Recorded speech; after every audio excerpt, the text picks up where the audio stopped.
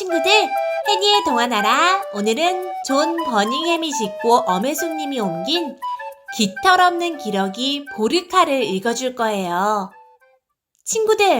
친구들은 기러기 본 적 있나요? 기러기는 바다에 사는데 하얀색 깃털로 덮여있는 새예요. 그런데 오늘의 주인공 기러기 보르카는 태어났을 때부터 깃털이 하나도 없었대요. 그런 깃털 없는 보르카를 언니와 오빠들은 놀리기만 하죠. 과연 보르카는 어떻게 될까요? 그럼 이야기 속으로 함께 슝 들어가 보아요. 깃털 없는 기러기 보르카. 플럼스터 씨와 플럼스터 부인이라는 기러기 부부가 있었어요. 플럼스터 부부는 영국 동해안에서 가까운 황량한 늪지에서 살았어요. 오래전에 한동안 조상들이 살던 곳이죠. 거기서 플럼스터 부부는 둥지를 짓고 알을 낳았어요.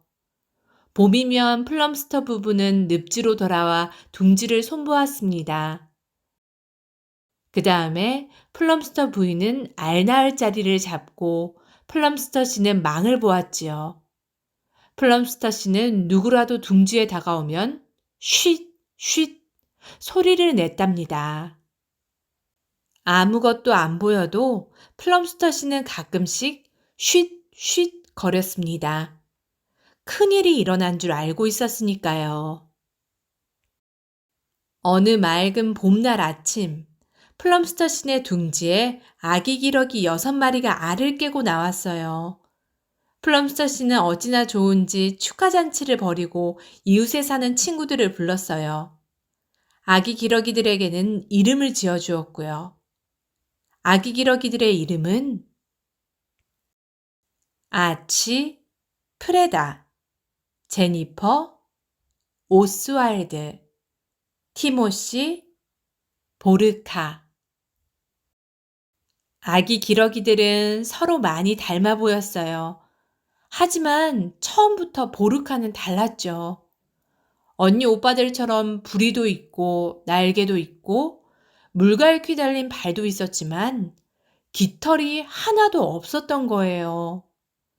플럼스터 씨와 플럼스터 부인은 걱정이 되었어요. 그래서 조그만 가죽 가방을 들고 다니는 의사 선생님을 모셔왔죠. 의사 선생님은 보르카를 찬찬히 진찰했어요.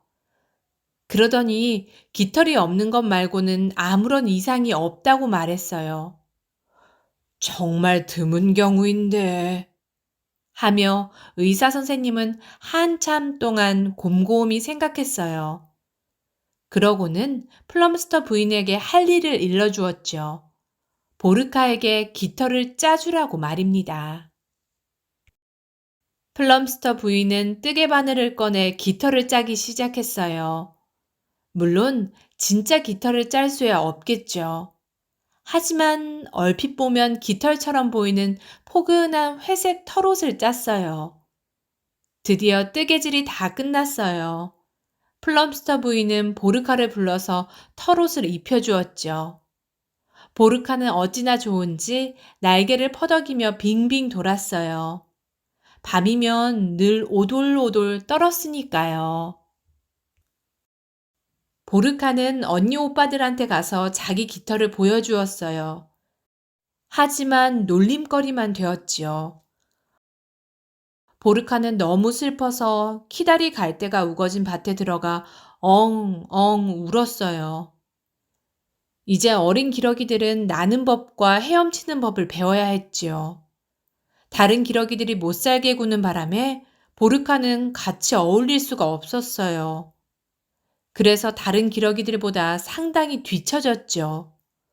보르카가 수업에 빠져도 아무도 몰랐어요. 플럼스터 씨와 플럼스터 부인은 몹시 바빴거든요. 보르카는 헤엄치기를 배우고 싶었어요.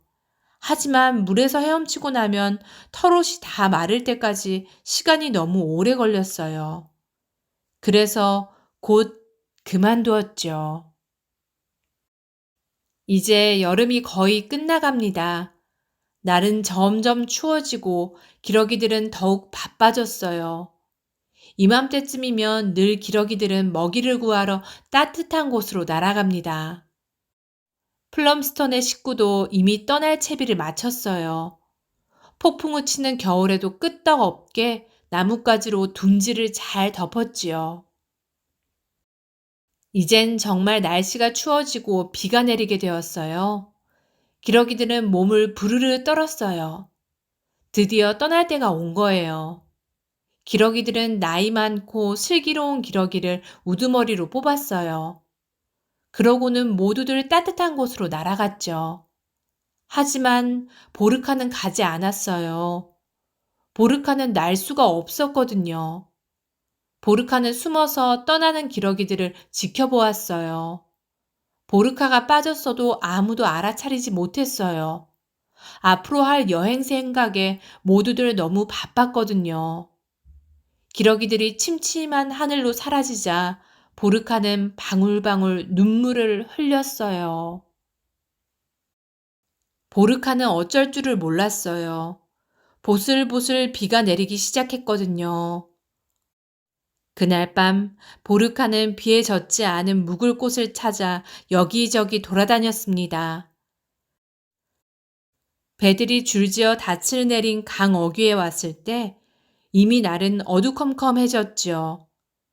보르카는 갑판에 불이 꺼진 배 한 척을 골라 발판을 밟고 올라갔어요. 보르카가 짐 싣는 창고로 내려가자 멍멍 짖는 소리가 크게 들렸어요. 개가 확 달려드는 바람에 보르카는 화들짝 놀랐지요. 그런데 기러기라는 걸 알고는 개는 짖는 걸 멈추고 자기소개를 했어요. 그의 이름은 파울로였습니다. 지붕 있는 데서 묵고 싶어서 그랬다고 보르카는 말했어요.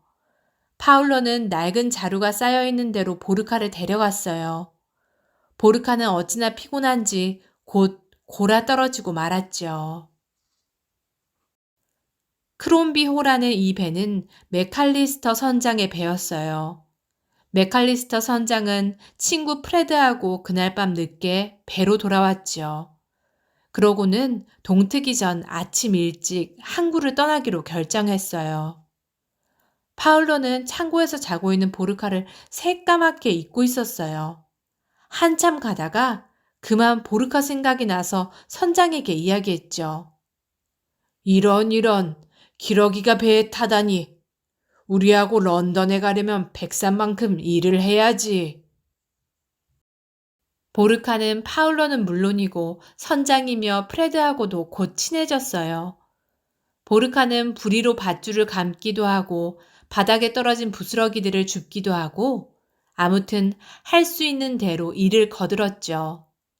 대신에 맛난 음식을 듬뿍 받았어요. 드디어 크롬비호는 김을 푹푹 내뿜으면서 템스강으로 들어왔어요. 런던 가까이에 온 거죠. 맥칼리스터 선장은 런던에 가면 보르카를 어떻게 해야 좋을까 하고 궁리했어요. 선장은 보르카를 큐가든에 두고 가기로 마음먹었죠. 큐가든은 1년 내내 온갖 기러기들이 살고 있는 커다란 공원이랍니다. 크롬비호가 큐가든을 지나갈 때 맥칼리스터 선장은 보르카를 울타리 위에 내려놓았어요. 다른 기러기들하고 함께 지내라고요. 보르카는 배에서 만난 친구들에게 잘 가라고 인사하면서 몹시 슬퍼했어요. 하지만 친구들은 약속했죠. 다음에 런던에 오면 꼭 보러 오겠다고요. 큐가든에 있는 기러기들은 깃털 없는 보르카를 보고도 전혀 아랑곳하지 않았어요. 큐가든에는 온갖 이상야릇한 새들이 다 있었거든요. 아무도 보르카가 털옷을 입었다고 웃어대지 않았죠. 모두들 친절했어요. 특히 퍼디넌드라는 기러기가요. 퍼디넌드는 보르카를 잘 돌보아주고 헤엄치는 법도 가르쳐 주었어요. 보르카는 지금도 행복하게 잘 살고 있답니다. 그리고 맥칼리스터 선장과 프레드와 파울러는 런던에 올 때마다 보르카를 보러 왔죠. 언제라도 여러분이 큐가든에 가면 다른 기러기들하고는 어딘가 다른 기러기를 보게 될 거예요. 그 기러기가 바로 보르카랍니다. 오늘의 책 깃털 없는 기러기 보르카 어땠나요, 친구들? 보르카가 런던의 큐가든에서 행복하게 잘 살게 되어서 너무나 다행인 것 같아요. 그쵸? 오늘은 만약 보르카를 만나게 된다면 어떤 말을 해줄지 이야기를 나눠보고 보르카에게 입혀주고 싶은 옷을 마음껏 그림으로 그려봐도 좋을 것 같아요. 마지막으로 오늘도 해니의 동화나라 재미있게 들으셨다면 구독과 좋아요, 알람 꾹 눌러주세요. 그럼 다음 시간에 또 보아요. 친구들, 안녕!